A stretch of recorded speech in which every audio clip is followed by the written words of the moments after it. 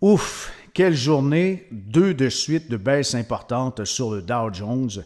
Moins 800 et ensuite plus de 500 de repli la journée suivante. Ça fait mal au portefeuille, je comprends, mais si vous avez une vision à long terme, cela ne devrait pas vous inquiéter. Ça ne devrait pas vous inquiéter pour plusieurs choses, parce que le fondement de l'économie est encore très bon.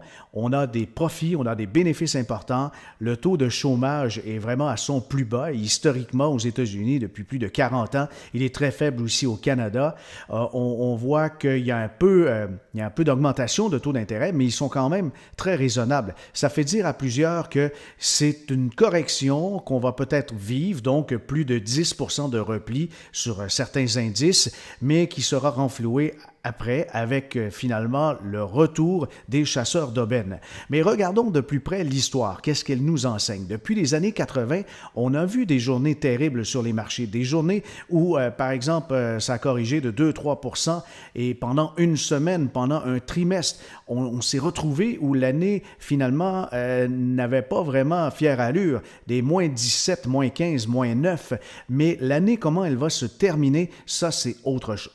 Dans le graphique que vous voyez, par exemple, l'année 1980, moins 17, c'était le repli momentané observé dans l'année 1980, mais ça s'est terminé au 31 décembre à plus 26.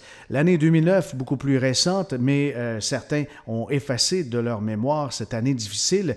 En 2009, le marché, à un moment donné, surtout le premier trimestre, il avait cumulé moins 28% de perte de valeur. Mais il y a eu un revirement de situation et l'année 2009 s'est terminée avec plus 23.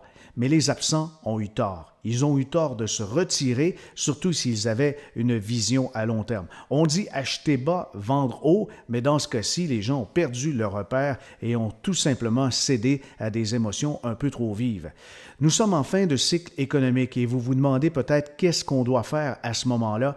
Peut-être délaisser un peu le style croissance et vous réfugier vers le style valeur, ça serait une bonne chose pour ceux qui détiennent encore pas mal d'actions dans le portefeuille, mais c'est une bonne chose aussi de revoir son plan financier, son profil de tolérance à la volatilité et peut-être encourager aussi dans son portefeuille des secteurs un peu plus défensifs comme la santé, les produits d'hygiène, l'alimentation, les télécoms, les services publics, je pense aux fournisseurs d'électricité, de chauffage, traitement des eaux, des choses comme ça.